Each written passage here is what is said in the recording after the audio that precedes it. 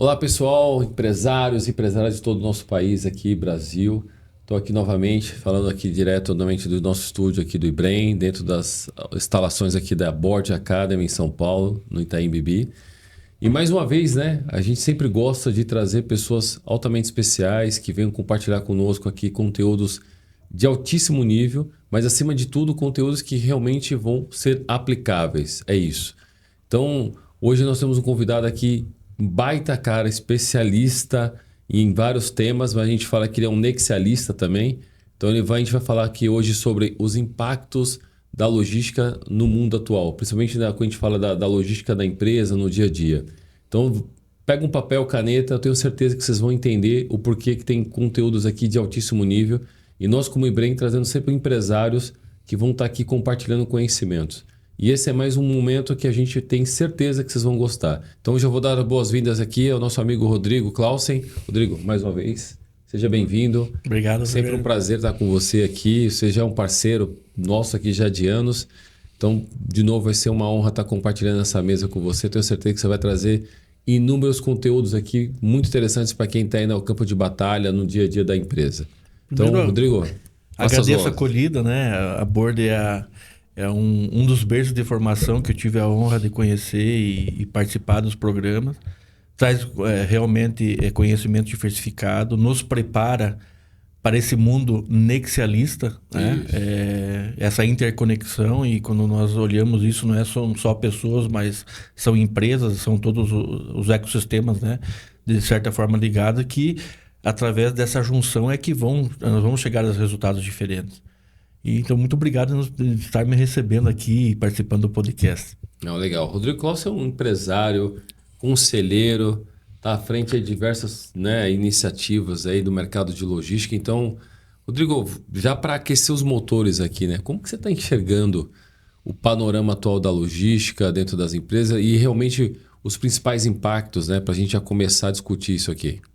Na verdade, assim, Rogério, eu tenho falado muito que não importa o que você faz, mas como você faz, né? Nós conversamos aí no intervalo, e a grande diferença, o grande diferencial das empresas, dos executivos, está na forma como eles aplicam esses conhecimentos, né? Como ele aplica esse conhecimento da vida dele, do aprendizado, das empresas por onde ele passou. Nós tínhamos, então, o especialista no passado, né? Que virou um generalista, que conhecia um pouquinho de tudo, Isso, é isso aí. e hoje é muito mais ligado à tecnologia, essa capacidade de conectar esses mundos com todas as adversidades e as exigências que fazem com que a logística ou as empresas tenham resultados diferentes. Porque a mesma solução nunca vai ser aplicada para uma segunda empresa, à luz do que foi aplicado na primeira empresa. Essa capacidade de entendimento, de avaliar, né, e de se posicionar dessa maneira é que vai Sim. fazer com que seja muito próspero. Legal. Agora, na sua visão, né, como que você... A gente está vivendo um cenário de muitas interrogações, vou chamar assim, né? Sim. Um momento de alta voltagem, mas também ao mesmo tempo de oportunidades. Na sua visão, como que a logística está enfrentando todo esse cenário, né? E as empresas, você como estrategista dessa área também, conselheiro da empresa, o que você está observando de movimentos que possam fazer sentido para quem está dentro desse momento conturbado aqui, como o nosso? Eu li um livro, na verdade eu li 14 livros falando sobre a arte da guerra, que é a estratégia pura, né? E a logística, ela provém do emprego militar, né? Chegar com o recurso certo no momento certo. Não adianta na logística militar chegar com munição antes do soldado chegar, e também não adianta chegar com munição depois. Da mesma forma, o hospital e toda a parte de campanha que acaba indo com a frente de combate. E esse posicionamento, né, que foi escrito por Sun Tzu, e é empregado até hoje, vai ser empregado, acho que a vida inteira, é a capacidade de adaptação ao momento. O que acontece nas empresas, no meu entendimento, é que muitas vezes as empresas, eu até li um artigo hoje antes de vir para cá, tem excesso de informação, mas informação com pouca qualidade. Informações riquíssimas com pouca qualidade de depuração. E essa pouca qualidade de depuração faz com que você não tenha informação no momento correto, na medida e a informação que você precisa. E isso não te dá a capacidade de você poder reagir. O grande diferencial da logística é justamente ter informação, no meu entendimento, informação projetada, para que desde o primeiro dia, você já tenha a projeção do que acontece no dia 30. E o que normalmente acontece nas empresas é que passa o mês, faz o fechamento da empresa, aí se tem um resultado, aí através do resultado vão se montar planos de ações para poder colocar isso em prática em 2, 3 meses, às vezes mais tempo para frente, né? E isso não serve. Porque quando a empresa fechou esse resultado e cada vez vai servir menos, o mês seguinte já não são as mesmas variáveis. Então, eu testo isso desde a década de 90, quando eu entrei no mercado executivo, né, como executivo ainda, e essa capacidade de estar preparado para o momento é que faz a grande diferença. E o resultado é muito diferente. Os ganhos operacionais, sejam de performances financeiros, né, de estabilidade de negócio, entre outros, são muito grandes. E isso te deixa preparado para enfrentar esse momento de adversidade, porque é na adversidade que você consegue se consolidar. E aí, entrando nessa linha, né, Rodrigo, que a gente fala do momento delicado, a gente fala não só contexto político, geopolítico, climático, enfim, mas a logística, obviamente, ela tem um papel muito estratégico nas empresas. Sim. Né? E até então, não era... Se a gente for olhar, né, você fez uma análise histórica, no passado a gente via que a logística não era algo tão interessante, era muito mais uma visão operacional. Hoje a logística é uma área estratégica. Sim. E dentro dessa linha, onde que você vê mais oportunidades que a logística pode aportar valor, né? Além de levar para o ponto A, ponto B, como a gente sempre fala, mas fazendo um link até com uma questão tributária, com toda a gestão financeira, engenharia, o que você também pode observar, o que você já pode aplicar para quem está nos escutando, para você falar, olha, a logística hoje ela vai além só da entrega, né? Acho que essa é o movimento. Eu queria ouvir um pouco mais disso, por favor. Na década de 90, era bonito. Transporte e logística, né? Todo mundo colocava, todas as transportadoras colocavam lá, transportadora X, transporte e logística. E muitos criaram o entendimento errado que logística é colocar alguma coisa em cima de um meio de transporte e levar. Isso é consequência de produzir um produto e levar até o seu cliente. A logística está muito à frente disso. Se você imaginar, quando os Estados Unidos invadiu o Iraque, os generais falaram qual seria o plano de avanço, qual a especialidade que eles têm da estratégia militar, como é que eles iam enfrentar, qual era o recurso do inimigo, qual que era a força da tropa, a quantidade de homens, a quantidade de blindados, né? A estrutura de apoio, etc. Então eles deram a ideia do avanço, a logística falou quando eles poderiam fazer. Porque, e mesmo assim, deu colapso nas frentes, você deve estar lembrado, deu colapso na frente de combate, por quê? Porque o avanço que eles projetaram foi maior do que eles tiveram menos resistência, o avanço projetaram foi maior, e várias frentes de combate tiveram que ser paradas por falta ou de munição, ou de combustível, ou de alimento, ou de estrutura de cama, de chuveiro, de hospitais, entre outras coisas. E quando a gente entende isso e traz essa essência para dentro da empresa devidamente adaptado, nós começamos a ver que a empresa, e para você, por exemplo, instalar uma planta, ou instalar um CD, ou reprocessar a tua mercadoria para algum lugar, você tem que dominar todas as variáveis para que você tenha o planejamento correto.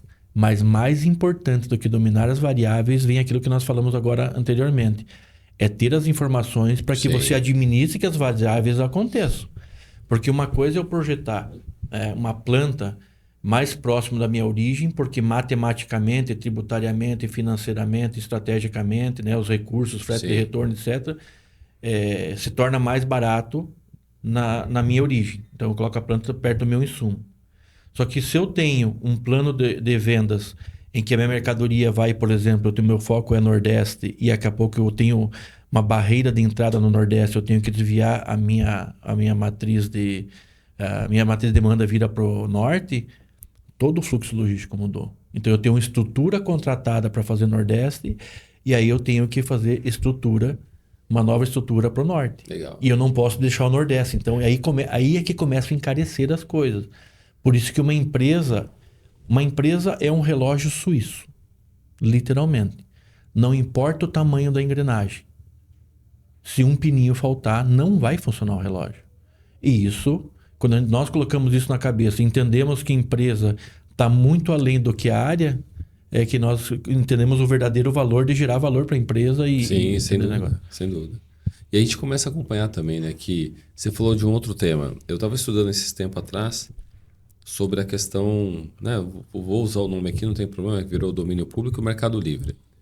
Que hoje, para quem é os grandes, né, empresas de distribuição, então, principalmente o Mercado Livre, a Amazon, estão começando a olhar outras regiões além do Sul e Sudeste, principalmente o Norte e o Nordeste. Então, você vê que isso é uma tendência de oportunidades para mais regiões fora desse eixo central? Ou isso é só algum movimento específico por conta desse nicho de mercado de distribuição rápidas ali? Na verdade, eles estão... o Mercado Livre é um exemplo de sucesso, né? Ele está no meio, né? Ele é uma plataforma, está no meio de todo... entre uma matriz de demanda e uma matriz de consumo, e faz isso de forma muito inteligente, né? Ele vem num viés de modelo americano, né? Que é o One Operator, que é a subcontratação. 70% dos motoristas brasileiros que transportam mercadorias no Brasil são autônomos. O TAC equipado, denominado pela NTT. E aí eles estão aproveitando, ao invés... E aí tem uma terminologia na logística que é a primarização, né? Quando você deixa de contratar transportador e contrata o terceiro direto.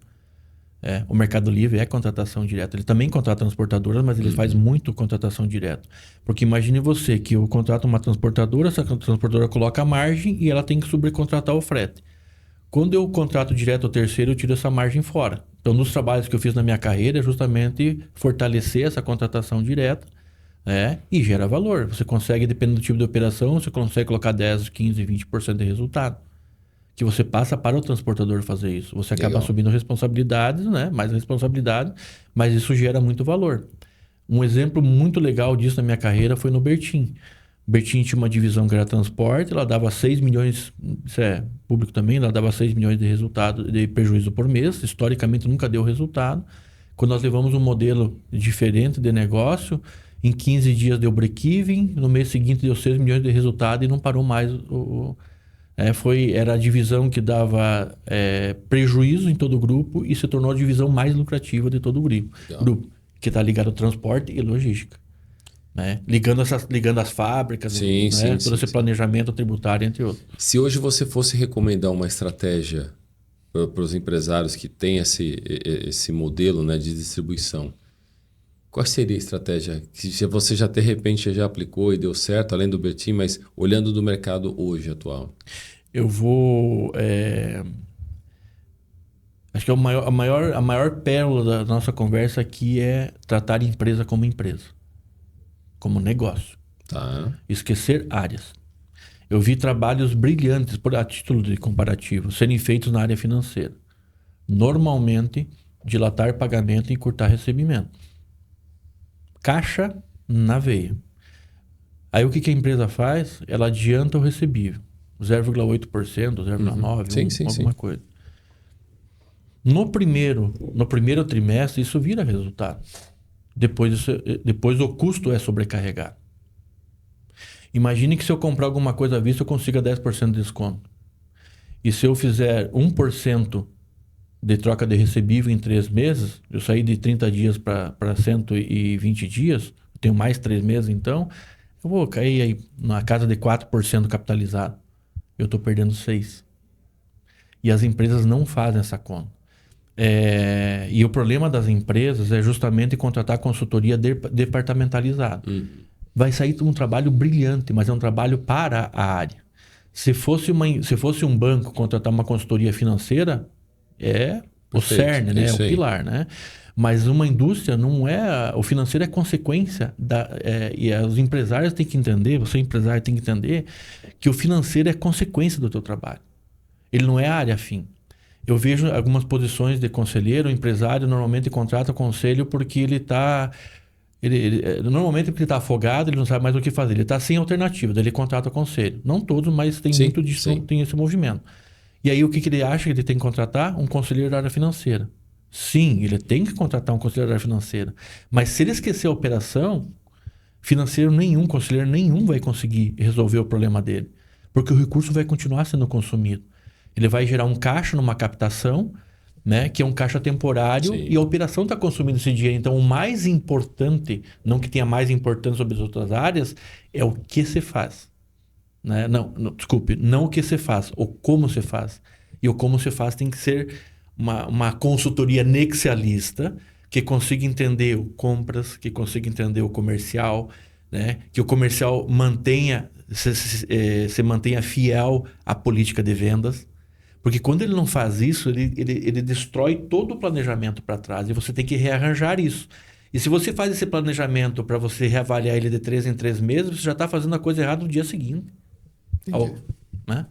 É algo que a gente vem falando bastante, acho que até aproveitar quem está nos escutando aqui, Rodrigo, a gente desenvolveu aqui dentro do IBREM um programa chamado Empremax. O que é o Empremax na prática? Né? A gente criou 2 pilares de imersão. A primeira imersão ela vem muito nessa linha que você trouxe, né? Trazendo essa visão que eu chamo de progresso. É juntar as 3 áreas, né? Marketing, tecnologia e vendas. Por quê? A gente chama de Marcontech, mas muito para impulsionar negócios, para impulsionar todas as áreas, mas unificando essas 3 para dar mais tração. E depois a gente faz uma imersão com o empresário, mas olhando a parte de pessoas, de processos, né? E clientes. E aí quando a gente fecha esse ciclo aqui do Empremax, a gente já coloca na esteira, já botar conselho.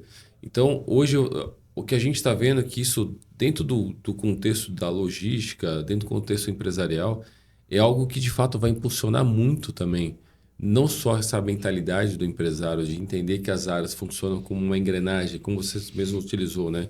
Um relógio, mas tudo muito sincronizado, mas muito voltado para o crescimento do negócio, mas com crescimento com inteligência, com responsabilidade e ao mesmo tempo olhando a área de operações como uma área que é estratégica para que assim todo o meu crescimento vai estar vindo daqui, porque eu já estou com a base. E a minha logística, toda a minha operação, ela tem que estar integrada. Então é nessa linha que a gente acredita muito. E aí eu já partindo para uma pergunta agora novamente, é assim, Rodrigo. A gente está falando muito aqui também de pessoas e tecnologia. Então, a primeira pergunta voltada para pessoas, eu queria saber hoje como que você está entendendo que dentro das empresas, né, a área de logística, esses impactos, como está sendo essa triangulação? Como que vocês estão enxergando trazer pessoas, formar pessoas dentro desse ambiente, desse novo ecossistema que está sendo desenhado da logística? Vou começar um passo antes de pessoas. Os sistemas têm informações riquíssimas. Uhum. Eu trabalhei como consultor muito tempo e o maior problema é a qualidade de informação dentro da informação rica dentro do próprio sistema. Sim. Porque ele cadastra o nome de um cliente ou com ponto, sem ponto, com espaço, sem espaço, né? Cadastra de pessoas, mas isso, quando você vai tabular essas informações e quando você começa a fazer modelagens, né? Logísticas, isso você tem que fazer um trabalho brutal de depuração de dados. Então, primeiro começa tendo informação boa, né? Gerar informações que realmente tenham sentido para a governança. Porque muitas vezes as informações são geradas para resolver problemas. Uhum. E aquela informação foi gerada para resolver um problema, ela tem que ser, né, depois que resolver esse problema, ela tem que ser desconsiderada. Você tem que criar uma outra sistemática para você monitorar. Você não pode deixar para monitorar. Mas você não pode continuar gerando informação com o viés de resolver problema.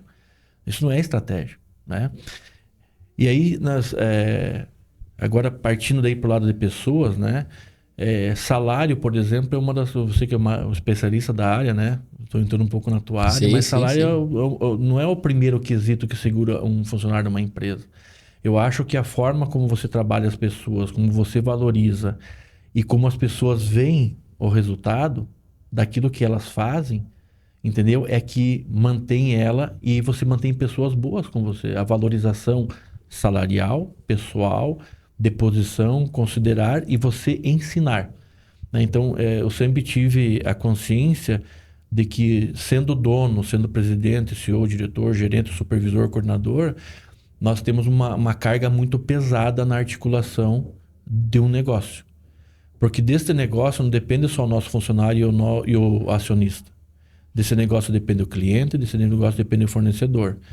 E qual é o movimento mais inteligente? Nexialismo. Qual é o movimento mais inteligente de que eu mantenha isso salutar, né? Equilibrado, tentando equilibrar todas as pontas, né? Sim. Nós sempre ficamos como gestores no meio desse fogo cruzado, porque do fornecedor, por exemplo, do funcionário do fornecedor, tem alguém que depende que ele está ajudando o pai dele, a manter o pai dele, um tio doente, o avô, né? Então, nós temos que ter essa consciência de que quando nós nos movimentamos na empresa, nós estamos atendendo pessoas. E o resultado não vai só para a empresa, o resultado vai para o negócio. Sim. E quando as pessoas estão envolvidas, elas conseguem ver sentidos, eu vi isso inúmeras vezes na minha carreira, porque às vezes a pessoa ela é ensinada na empresa, ela é colocada numa posição para resolver uma atividade. E se ela for uma atividade de cobrança, por exemplo, ela tem que estar cobrando as pessoas, né? Eu tive um exemplo agora há poucos meses de uma empresa que eu sou conselheiro, que eu via que ela estava frustrada na posição. Era uma menina, uma mocinha, a Ana. Eu já comentei dela algumas vezes. E eu me incomodei com aquilo. Eu falei, Ana, como é que você faz o teu... Não era minha função, não era obrigação. Não. Como é que é o seu dia a dia? Como é que entra informação? Como é que você trabalha a informação? Né? Era uma empresa de transporte e ela tinha que cobrar a velocidade dos motoristas. Daí eu entendi como é que ela cobrava e tal. Eu falei assim, me mostra aquele caminhão lá. Tira o relatório de posicionamento e velocidade. Mas por que? Ela falou, tira para mim, dá uma olhadinha. Sabe aquela... Tem uma pilha de documento, você escolhe o documento, né? Sim. Porque não tá...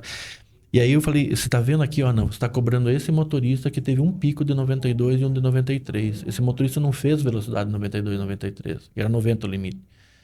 Ele teve um pico porque desceu na inércia, deu uma descuidadinha. Esse aqui não precisa chamar atenção. Não precisa punir. Tinha um efeito punitivo. Agora, tá vendo esse motorista? Esse motorista está explorando 90 km por hora. Então, esse motorista, ele não deu pico, você não chamou a atenção dele, mas quem vai dar um prejuízo para a empresa é esse. Porque esse vai ter um acidente. Porque a 90 por hora você tem a probabilidade de 70% de ter um acidente. De 50% a 70%. Isso. E esse você não precisa. Quando ela entendeu isso, ela entendeu o sentido. Os olhos delas brilharam. Eu podia citar dezenas de outros casos. E aí se tornou valoroso. Legal. E aí, às vezes a gente perde a mão de obra, tem o turnover, gasta uma fortuna com turnover, né? Porque Natural. Né? E você não precisaria ter isso só na orientação correta e verdadeiramente assistir o teu liderado, né? Legal. Você vê, né? A gente está passando por todos os impactos, falando de toda essa reorganização, falando de pessoas. Agora eu quero trazer o lado de tecnologia. Na sua visão, Rodrigo, a gente está falando de todos desses contextos atuais com a inteligência artificial. Como você, dentro da sua empresa, dentro das empresas que você está em conselho, está olhando a parte de tecnologia / inteligência artificial na operação?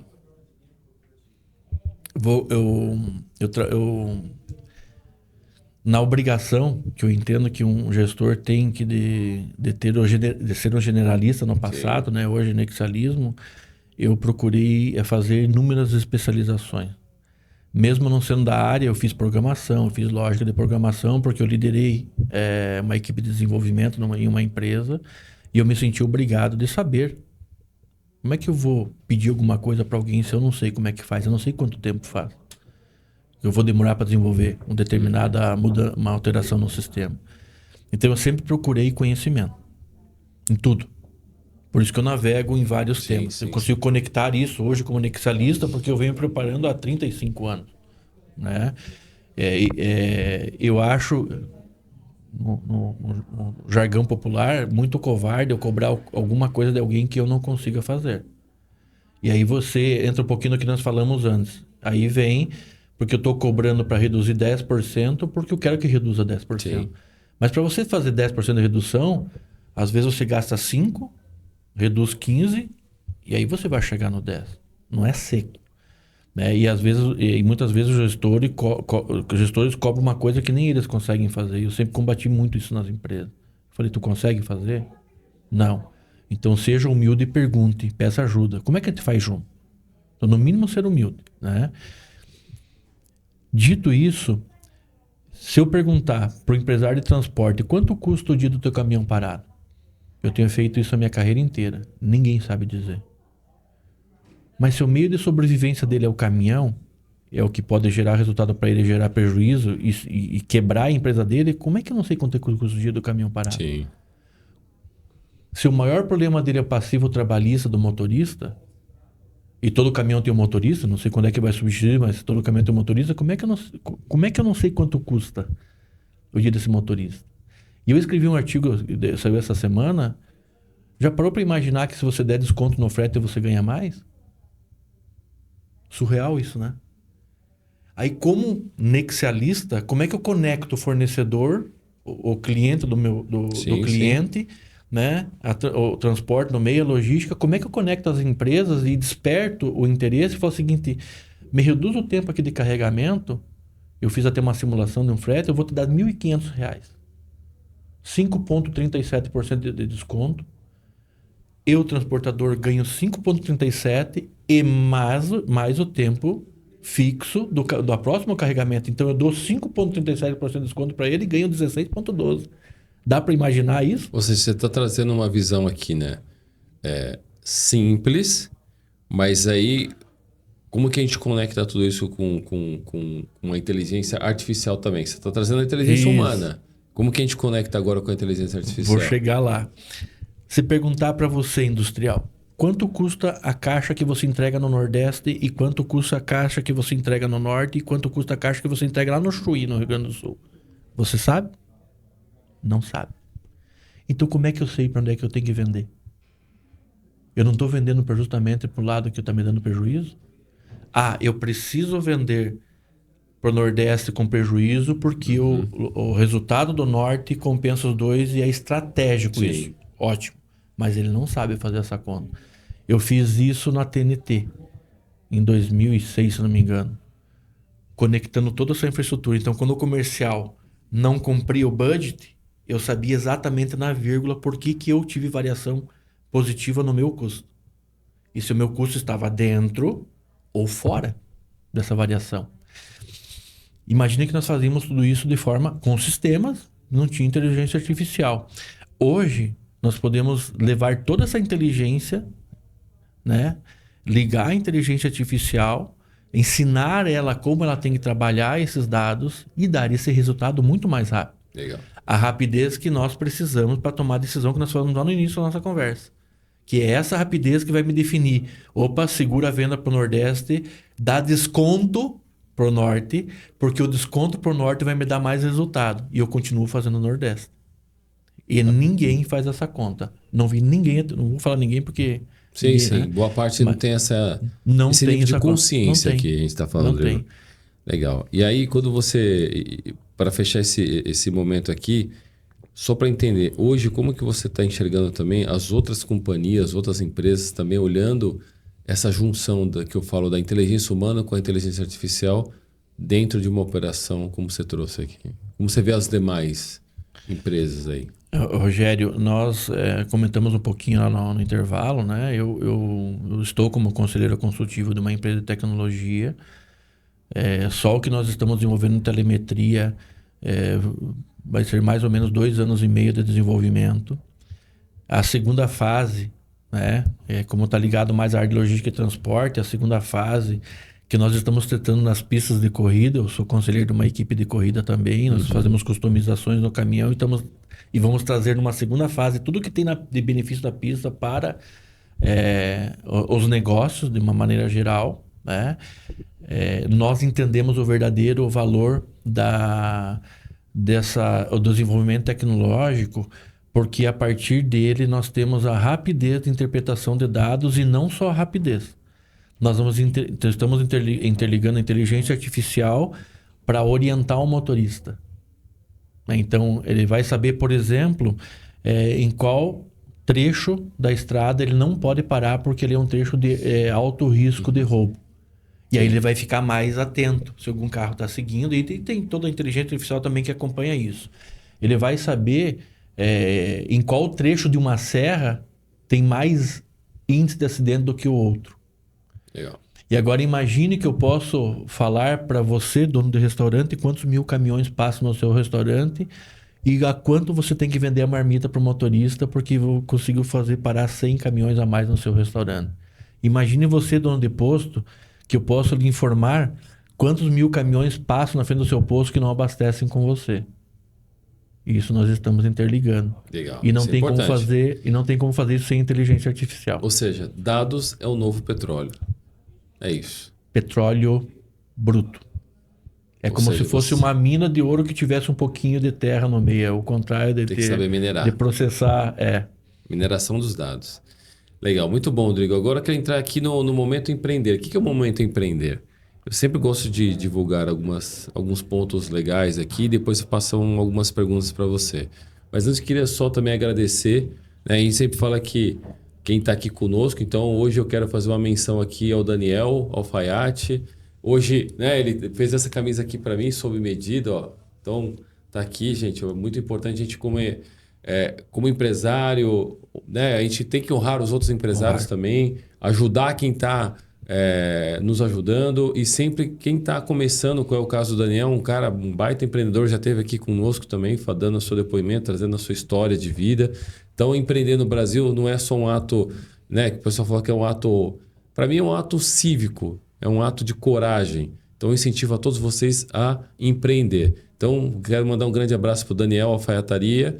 Então, depois a gente vai botar o link aqui para segui-lo e também já fazer uma encomenda. O Daniel é um cara super especial, faz camisas de alto nível, customizadas, tanto para coleção masculina quanto para coleção feminina. Então, recomendo. Depois vocês clicam aqui, acompanhem ele nas redes sociais e também eu vou pedir para já colocar um desconto aqui de no mínimo 10%, que é altamente recomendável ajudar um novo empreendedor aqui conosco no IBREM. E aí, Rodrigo, qual que é a grande contexto aqui do Momento Empreendedor? Queria que você colocasse para nós aqui, compartilhasse o que fez você empreender, a sua razão, motivação e também fazer alguma menção para agradecer quem te apoiou lá atrás, né? Acho muito legal a gente também ser gratos às pessoas que nos colocaram em um patamar como você está hoje de empresário, conselheiro, enfim, a palavra é sua.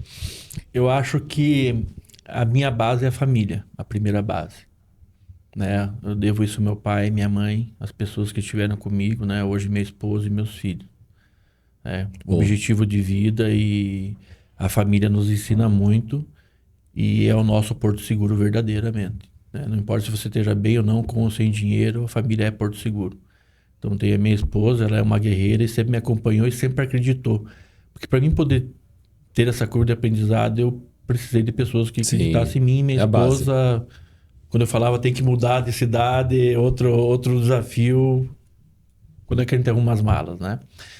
O segundo é que a vida da gente é um eterno aprendizado e eu voltei para dar aula em curso de formação para honrar todas as pessoas que me tornaram o profissional que eu sou hoje. Né? Legal. Um profissional cheio de erros, né? Que sabe muito mais no que eu sei muito mais no que eu não sou bom e é por isso que eu creio que eu consigo gerar um resultado um pouco diferente, porque eu me cerco de pessoas que me complementam, verdadeiramente, né? E reconheço isso, assumo isso. E cheio de erros, né? No bom sentido disso, de que eu não fiz certo a vida inteira, eu também tive a curva de aprendizado. Mas a grande diferença está, eu sempre falo para minha esposa, está na capacidade de a gente pelo menos entender que nós possamos estar errados. Esse já é o primeiro passo para eu assumir uma condição diferente. E aí sim, eu podia citar dezenas de profissionais, né? Desde os professores. Sim. Eu tive uma professora na pós-graduação e ela foi o dedinho dela que me tornou o nexialista de hoje. Quando ela colocou na pós-graduação um programa chamado Jogos de Empresa. E eu era jovem, né? Recém-formado, estava dando aula na universidade, já fui convidado. E aquilo me trouxe para o mundo do negócio. Verdadeiramente. Aquilo devia ser feito em todas as universidades do Brasil. Que era, você trabalhava com simulações reais de uma empresa. Então, você fazia um movimento estratégico na empresa, ela ia liberando gatilhos, né? E nesses gatilhos, aumentou o dólar, diminuiu, barreira restritiva, porque daí tinha comércio internacional, daí você programava a venda para um país, programava insumo de outro país, aí, tá, né? Não entrando no viés político, mas o tarifaço, né? O que representa isso. E isso que me tornou esse profissional, né? Com essa percepção de o que eu tenho que ajustar para transformar isso de forma locativa. Mas também o rei do disco foi o cara que me ensinou como conduzir um caminhão. Legal. E o quanto um caminhão consegue entregar de resultado. O que a Scania faz hoje, dobrando a troca de óleo, nós fazíamos há 30 anos atrás. E esse motorista foi... crucial. O Fernando Simões, da Júlio Simões, foi o único profissional na minha vida que nunca começou uma reunião depois ou antes, nem um minuto, nem depois. Ele terminou antes a reunião, mas nunca terminou depois também. Seguir as regras. E quando a gente fala em empresa, processos, regra é tudo. Até para você entender, se tem algum desvio, você poder ajustar. E uma empresa que me deu liberdade, e aí eu pude exercitar a logística verdadeira, né, a pleno, foi o Bertinho, o seu Fernando Bertin, né, era presidente, tenho ligação com ele até hoje, tenho um apreço, um carinho dele excepcional. Eu nunca tive uma reunião de cobrança, eu sempre tive uma reunião para entender o que é que era feito de tão diferente e por que dava tanto resultado aos alguns movimentos, né? E nós sempre mostramos para ele que o resultado vinha de assumir a condição de que tudo que nós fazíamos não era verdadeiro e podia ser melhor amanhã. E assim posso falar várias outras pessoas, né? Mas legal. Me veio na cabeça agora. E agora, Rodrigo, se as pessoas também... para quem está empreendendo, né? Qual é a mensagem que você passaria para eles, para quem está começando, abriu uma empresa agora, seja de transporte, seja de serviços, não importa. Que mensagem que você pode passar para eles? Primeiro é assumir a condição de que nós não somos plenos. Se nós conversamos quando nós fizemos o nosso podcast, qual empresa de 200 anos te vem na cabeça no brasileiro hoje? Qual empresa de 100 anos? Qual empresa de 50 anos que te vem na cabeça hoje? Por que a taxa de mortalidade das empresas é tão grande? E a Bord, eu sei que tem índices muito interessantes, que a gente trabalha, inclusive, isso nos programas de formação de conselheiro. Por que isso? Porque eu acho que eu sei tudo. Mas não é uma forma voluntária disso, né? Eu vejo que o empresário brasileiro tem o pico dele ter um vale. Quando ele chega no vale, ele vende um apartamento, ele queima patrimônio, faz caixa, dá um jeito, segura, passa da crise dele, né? Que não precisa ser necessariamente a crise de mercado, e consegue superar. E ele faz isso a vida inteira. E ele acha sempre que ele vai chegar no vale, vai queimar patrimônio, vai fazer caixa e vai dar a volta. E nem sempre. Né? E a prova disso é justamente ter empresas e não ter empresas com 200 anos, enquanto na Europa, Japão tem empresas mais do que milenárias. Né? Escutar pessoas especialistas, né? E aí muito mais do que o especialista, o generalista, o nexalista, e trazer pessoas que conhecem muito de negócio para a sua empresa. Nós falamos sobre a área de humanos bastante no podcast, né, Rogério? Eu sempre vi os RHs normalmente no passado não vinham como um ponto positivo ter alguém que ficasse 2 anos e meio em cada empresa, né? Eu vejo isso como altamente positivo. Porque o profissional que é movido por resultado, ele não vai ficar 10 anos numa empresa. E quando ele ajustou na limitação do conhecimento dele, ele ajustou tudo, ele começa a ter que fazer regularidades finas. Ele não é esse profissional. Ele tem que sair dessa empresa e levar todo esse conhecimento para uma outra empresa. E aí aqui é substituído por um outro profissional que vai oxigenar com técnicas de venda, trazer até mais resultado. Ou até mesmo um profissional que teria essa habilidade de ficar fazendo ajuste pequeno. Para que num outro momento, de repente, eu já tive isso na minha carreira, volta para a empresa e dá aquela reestruturada. E aí vem a pergunta anterior tua, né? A gente aprende com pessoas, empresas e processos. Eu nunca precisei levar ninguém comigo de empresas que eu trabalhei. Nunca deixei ninguém desassistido. Por quê? Porque a essência está dentro do teu negócio. E é a forma como você trabalha com as pessoas da sua empresa que vão levar resultados diferentes. Então, busque ajuda, seja humilde de entender que tem pessoas mais bem preparadas do que você em outras áreas, e essa complementariedade e vem através do conselho, é que vão fazer a tua empresa ser muito maior, muito mais lucrativa e tenha longevidade muito maior. Legal. Muito bom. Rodrigo, para as pessoas que querem, né, te acessar, te conhecer mais, saber um pouco mais da sua história, onde que elas conseguem te acessar? Pelas mídias sociais, né? Se você compartilhar aqui com todos nós. Eu vou compartilhar meu WhatsApp, eu escrevo vários artigos no LinkedIn, eu uso muito o LinkedIn, alguma coisa no Instagram, mas muito LinkedIn, porque eu venho muito da área técnica, eu gosto de trabalhar artigos um pouco mais técnicos, né? Mas aí depois a gente publica aí, coloca aí, estou disponível, né, para ajudar, né, todas as pessoas que precisarem de ajuda e levar essa visão, acho que um pouco diferente do que normalmente acontece nas empresas para tracionar resultado diferente. Legal, muito bom, Rodrigo. E mais uma vez, né, gente, você vê que a gente vem discutindo de um tema que boa parte das pessoas entendem que é um tema muito técnico, muito operacional, e de fato é um tema super estratégico, um tema que traz resultado literalmente na veia, consegue gerar caixa para a empresa. Então você que é empresário, que está aí no mercado de distribuição, de transportes, né, logística em geral, nós vemos que cada vez mais a evolução faz parte. E a gente tem que acompanhar essa evolução. Né? Eu gosto muito da frase do Barão de Maurer, que ele fala assim, tudo que se faz em favor ao progresso não é demais. Então, gente, não esqueçam disso. A gente está aqui, o Ibrahim está aqui para poder apoiar. E mais uma vez, o Rodrigo, quero agradecer aqui pela generosidade de estar aqui conosco, compartilhando também conhecimento que a gente fala que é devolver parte para a sociedade. Então, mais uma vez, agradeço e aguardo vocês nos próximos episódios. Eu falei para você que ia ser muito especial e nos vemos em breve. Um forte abraço.